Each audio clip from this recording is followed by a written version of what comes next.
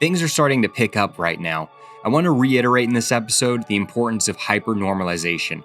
We're going to go ahead and take a look at a hot map of UFO sighting. This isn't normal. There's something going on everywhere. Apparently just not through the Rocky Mountains or outside of Denver, kind of between that salt, but no one lives there. In almost every single major population center, we are having a fleet of UFO sightings throughout 2022. This comes at a time where we just had our very first hearing of UFOs in the United States Congress since 1969. Years since we've even had to take this seriously, but now all of a sudden, after this leaks, we see an onslaught of just UFO reports from everywhere.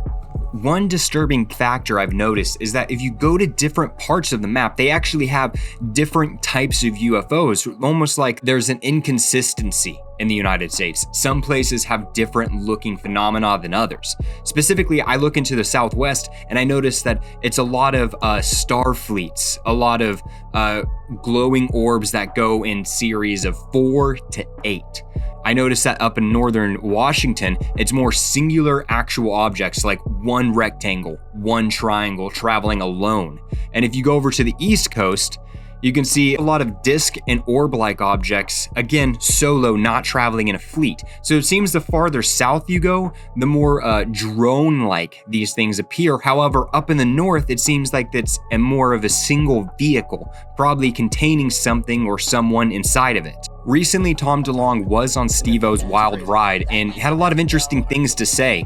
I looked a little bit more into this congressional hearing. I actually found out that they are no longer looking at these sort of extraterrestrial threats, but instead, Pentagon showed a UFO apparently disappearing into the water, which may explain the new office's focus on trans-medium objects that fit between space, the air, and under the water. So we're starting to notice a trend where it's actually the oceans are where these things are originating from and ending their pathing from. So they come out of the water, do whatever they need to do on land, and go back into the water, rather than space. How interesting is that? Again, space in general has been a mass misinformation to the public. These things have never come from space. Under pressure from the Congress and the public, the Pentagon's Director of National Intelligence released a 9-page report on the phenomena in June of 2021. The report looked at more than 100 sightings and came to few conclusions. Explaining UAP will require analytic collection and resource investment, the DNI said in the report. A year later, it seems Congress has agreed to make that resource investment. So essentially, the Pentagon is saying that they don't have enough funding to properly look into all of these and come up with great conclusions. Because after 100, coming up with a few conclusions is a little weird. I mean, think of other things in life where you would have over 100 instances to research and you couldn't come up with many conclusions at all. That's insane. Moving on from that, we're going to go ahead and look at the ball of twine that's been found on Mars. This has been another instance where the public is being told that, it's coming from the craft itself, or it was of man-made origin. We have to really ask ourselves, what level of answer are we going to respect? Why is a rover using a ball of twine? They just put up the James Webb telescope, and they had to check that thing for weeks for any sort of debris that could be on it, contaminations, etc. You're telling me that they just have loosey-goosey balls of twine sticking out of this rover?